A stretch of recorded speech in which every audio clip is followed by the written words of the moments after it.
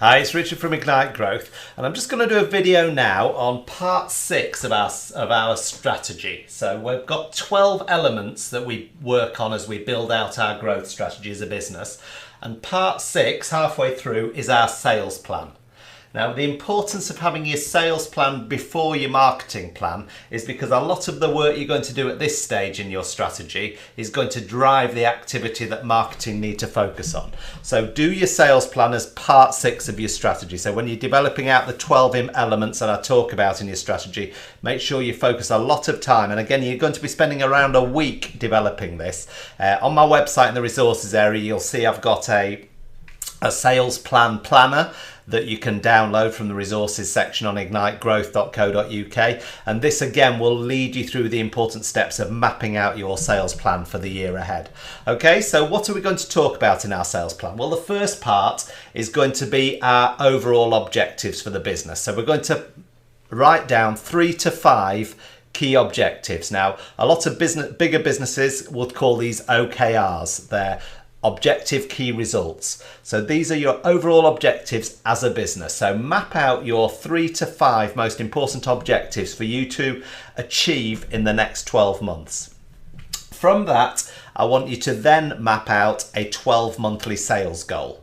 So over that 12 months, what does the number of new customers look like? What are your retained customers looking like? So what's the value of orders you're going to get from retained customers? So your existing customer base. How many new customers do you need to generate?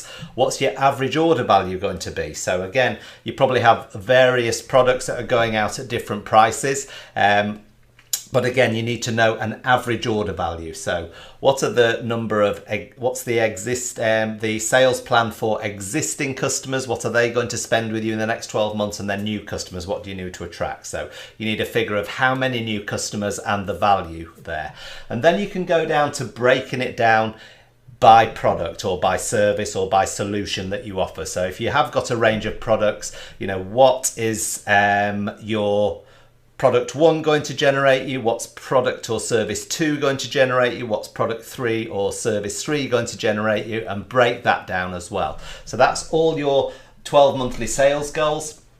Then start talking about your core metrics. So what's your activity metrics? Now these are very much activity metrics you're talking about here. So to achieve those sales goals, what do you need to do as an activity? So again, if you know you need to generate 10 new customers over the next 12 months, then what activity, how many, if you've got a conversion rate of 1 in 4, that means you need to generate 40 good leads to hit that 10. So again, your activity is starting with 40 leads generated for this. Then you can break it again down by your service or your solution. So if you've got different markets you're targeting, then you need to think this through. But again, use that planner that I've got and put up on the resources section. It will really help you work through this. Then you should have how many calls. So working back from, we need to generate 40 good leads, then how many calls do you need to make to get that 40 leads? So again, do you need to make 60 calls? Do you need to make 80 calls over the year to get that? And then you need to go through how many goal setting and planning calls, exploratory calls, connect calls, and work back right all the way through, because that's going to give you your key metrics. And for your sales team, it's going to give them their KPIs. So to generate that 40 new or 10 new customers, we need to have 40 presentations. From the 40 presentations, we're probably going to have double that as exploratory calls, so at least 80 exploratory calls. And to get to 80 exploratory calls, we probably need to have around 160 connect calls. So those are the sort of figures I'm looking for, because then there's real clear activity that you're expecting of your sales team. So that's your activity metrics there. I would then, in there, that you'll see there's an area for who we sell to. So again, the work you've done up here on your target market, your ideal customer profile, your buyer personas, so that goes in there. This is who we're targeting, and this is who we're targeting within those companies. So these are the companies we're targeting, this is the sector we're targeting, and these are the people within that company that we're targeting. So map that out. And then do the next to that, you'll see there's an activity called what we'll do.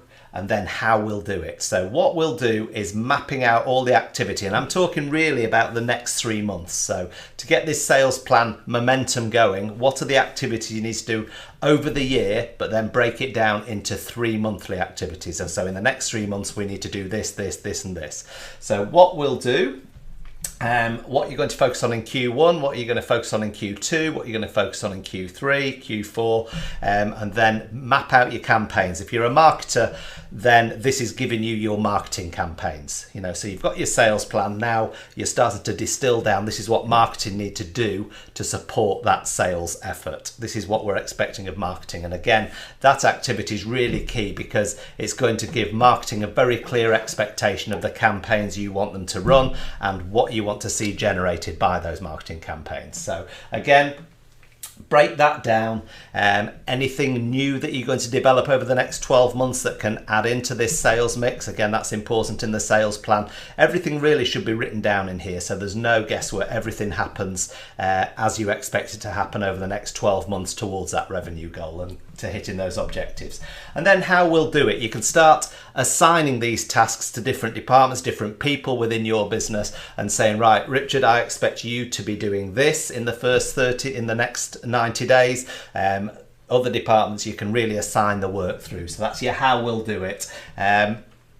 Do you need to employ any new people to achieve this over the next 12 months? You know, is there any recruitment issues, any skill shortages, any gaps that you need to fill, you know, any software that you need to do? All of these things can be thought about in the how we'll do it area. And then you can break down your sales team and the roles within the sales team and who's going to do what as well. And then what I do at the end of my sales plans is I have a next 3 month sales action plan. And I'll usually be listing about 10 to 15 tasks that must be done within the next 3 months to really give momentum to this sales plan and ensure that we're on track.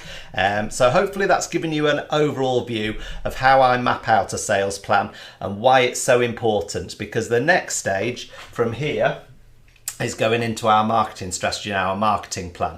And a lot of the work we've done at this stage and the week that we spend on this is going to drive the activity, the campaigns that we're going to plan out, what metrics we're measuring for marketing to make sure that those two are working really together. They're very much aligned, and your marketing activity is helping you achieve your sales plan, and they're feeding and working together and aligned. They're not two separate silos in your business. They're working really closely as one. Okay, so hopefully that's explained why the sales plan comes as section 6. Next video I'll move on to will be developing out your marketing plan, how you're going to use social media, mapping out your campaigns, and as I say, some marketing metrics will be part of that as well that need measuring to make sure you're on track or off track. All right, take care, and I'll talk to you soon. And if you haven't subscribed, make sure you click down here on this link here. You can subscribe to the channel, tap on that bell icon as well, and make sure that you don't miss any of my latest uploads. So I'll be uploading about 4 or 5 videos a week. I've uploaded, I think now, 45 videos in the last 45 days, so I've been doing a video a day lately. So make sure you don't miss out on any of the future videos, and I'll talk to you soon. Take care. Bye now.